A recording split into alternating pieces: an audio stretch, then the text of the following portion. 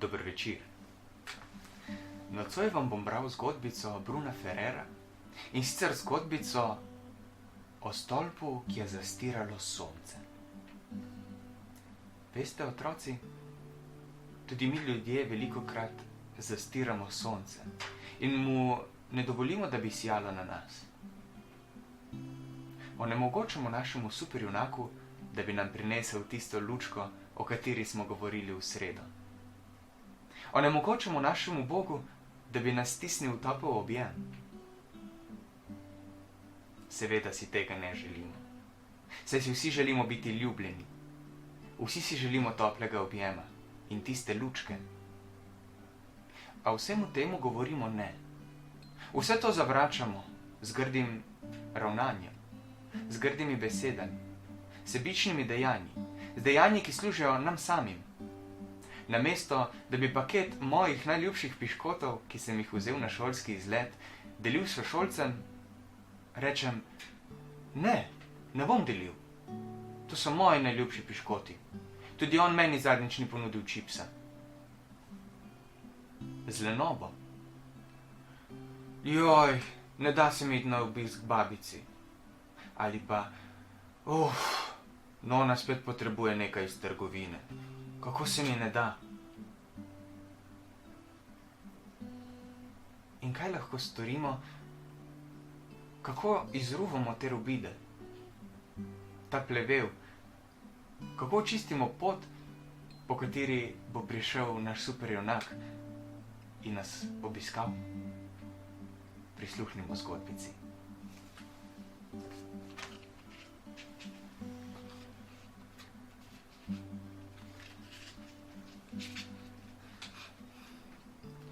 Luka in zakleti stolp.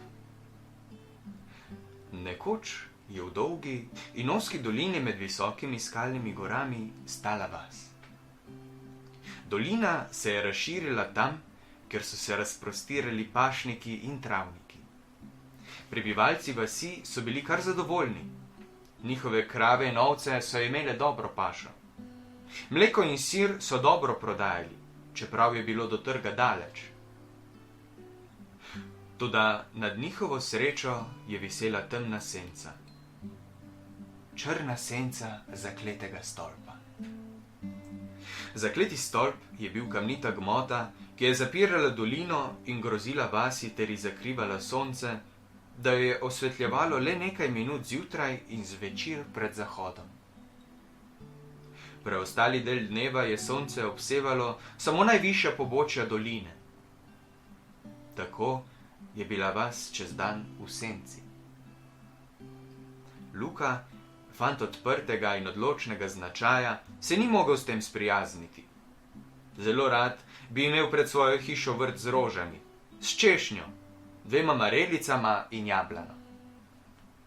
Toda v vasi niso uspevale ne rože, ne zelenjava, ker je bilo premalo sonca. Kdor je hotel imeti vrt, ga je moral hoditi obdelovati daleč iz vasi. Zato so mnogi šli živeti drugam in počasi se je vas praznila. Pretila je nevarnost, da bo izumrla zaradi zakletega stolpa. Edino ta stvar je lahko Luka spravila v slabo voljo. Vsako jutro, ko se je pretegoval na balkonu svoje sobe in se prepustil božanju sončnih žarkov, preden jih je pogoltnila senca, se je zagledal v ošabno črno gmoto. Presneto, presneto, je zdihoval. Vas brez cvetja, brez metuljev, brez petja, In vas brez otrok je vas, ki izumira. Oziral se je po skrilastih strehah, hiš in pomislil na prebivalce, ki jih je vse poznal po imenu, priimku in vzdevku, ter dejal sam pri sebi. Na vsak način moram nekaj storiti. Sem najmlajši v vasi in to je moja naloga. Ko se je sonce nekega jutra skrilo za stenami stolpa, se je odločil. Na rame je vzel kramp in se odločno odpravil proti gori. Kam greš? Ga je vprašala mama. Grem porušit zakleti stolp, je odgovoril Luka. Kaj govoriš? Ali si znorel? Ne bo ti uspelo. Nekdo vendar mora začeti, je odvrnil trmasto. Prišel je do vznožja stolpa in povzdignil pogled proti neskončni temni steni, ki se je grozeče dvigala nad njim. Kdo bo koga? Je rekel Luka. Odgovorilo mu je zamolklo grmenje, kakor krohot. Začel bom na vrhu, si je dejal, in se začel vzpenjati. Na vrhu stolpa je bilo še nekaj snega, a Luka se ni oziral okoli. Zavihtel je kramp in z vso močjo udaril po skali. Na, tu imaš! Presenečen je ugotovil, da je zamahom krampa oddrobil velik kamnit blok, ki je zdrsnil po pobočju, ter se na dnu razletel v številne majhne kamne. Torej je mogoče, je vzkliknil. Nadaljeval je svoje delo. Malo vesel, malo jezen. Odprl bom pot soncu. Čez kakšno uro se je vrgel na tla, ves prepoten in utrujen. Pogledal je na uspeh svojega dela. V globel je zmetal že veliko kamnov, a stolpa ni znižal niti za milimeter. Tudi, če bom moral delati celo življenje, ne bom odnehal, je dejal sam pri sebi. Luka je nadaljeval delo. Minil je prvi dan in drugi, ter tako cel mesec. Vsako jutro se je Luka znova spopadal s stolpom. Toda rezultat dela je skromen. Vrh se je zdel višji in trdnejši kot prej. Odnehaj, so ga pregovarjali vaščani, ki so ga imeli za malo zmešanega. Saj smo se že navadili! Luka pa je zmajal z glavo in dejal. Storil bom, da bo sonce sijalo na vaše balkone ves dan in na trgu bodo vzcvetele rože. Vrnil se je na stolp in nadaljeval svoje delo. Čez nekaj mesecev je postalo udarjanje krampa ob skalo že domače ovcam in kravam na pašniku. Nekega jutra pa se je zgodilo nekaj nenavadnega. Luka je valil dol stolpa velik kamen, ko je jasno zaslišal glasek, ki ga je klical. Luka! Luka! Presenečen je pogledal okrog sebe. Zopet je zaslišal klic. Najbolj čudno je bilo, da je glas prihajal iz notranjosti gore. Kje si? Je vprašal Luka. Tu spodaj, pod tvojimi nogami, v skali. Luka je pokleknil in skrbno pregledal luknjo, od koder je odvalil kamen. Na dnu se je odpirala zelo majhna razpoka, iz katere je mahala bela ročica. Osvobodi me, je prosil glasek. Vzel je v roke kramp in kopal, dokler ni prišel do ročice, potem pa pazljivo nadaljeval, dokler se ni znašel pred deklico, ki je imela oči modre barve, kakor gorsko jezero. Njena obleka pa barvo pene gorskega potoka. Hvala, je rekla deklica. Luka pa jo je zmedeno gledal. Jaz sem vila iz virov. Hudobni graditelj zakletega stolpa pa me je zaprl. Ker si me osvobodil, ti bom izpolnila željo. Kako bi to naredila? Tako majhna in krhka si.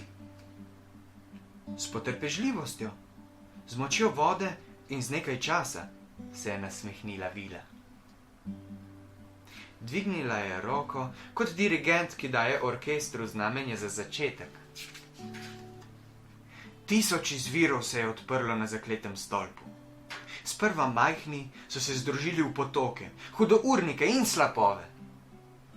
Ti so urezovali, kopali, rušili in nosili v dolino prod, kamenje in grušč.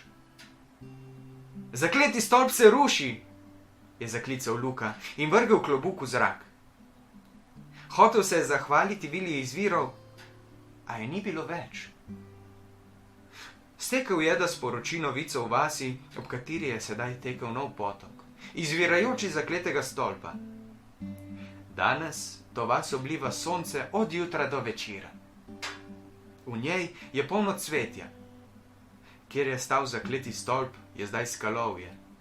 Prerašča ga mah in grmičevje. Tja hodijo starejši ljudje nabirat gobe. Torej, kaj menite?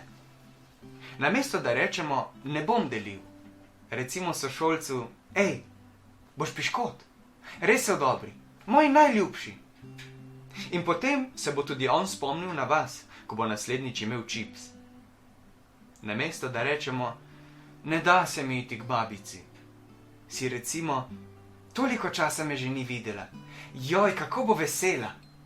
Tudi meni je lepo, ko sem vesel. Šel bom in jo razveselim.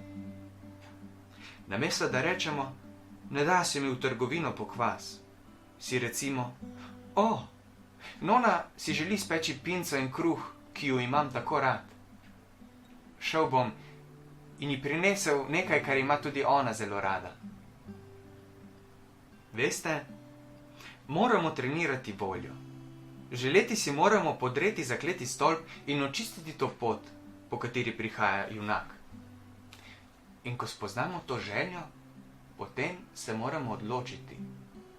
Kajti želja sama ni dovolj. Tudi jaz si želim postati najboljši košarkaš. A če se ne bom odločil, da bom treniral, potem ne bom napredoval.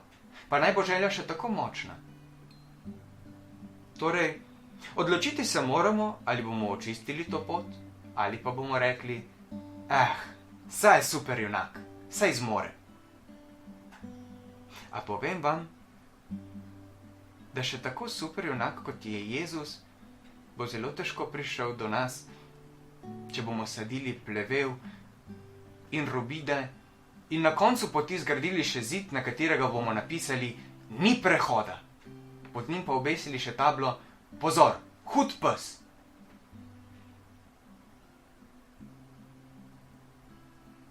In on, ki je super, bo res šel.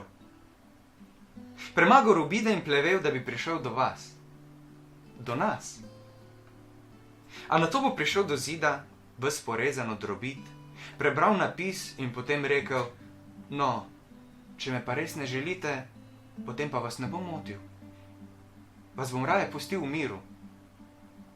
Pustil jim bom sporočilo, če potrebujete pomoč pri čiščenju poti, me pokličite. Povem vam, dragi moji, pri čiščenju poti ne boste sami.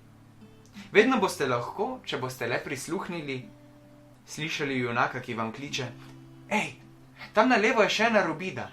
Na, izvoli rokavice, da se ne boš zbodel. Poglej, jaz bom primil tukaj, ti pa daj tam, pa jo bova skupaj izruvala.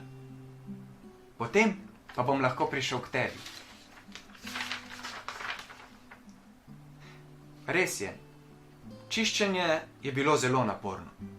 Celo robida vas je močno opraskala, a na koncu se zaveste, da se fotografirate z Jezusom. Z njim pijete čaj, se igrate družabne igre, z njim hodite smučat.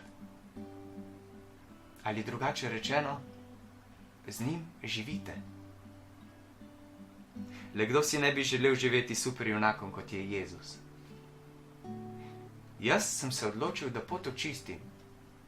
Čeprav so korenine robid in plevela zelo trdovratne. Kako pa se boste odločili vi? Lahko noč.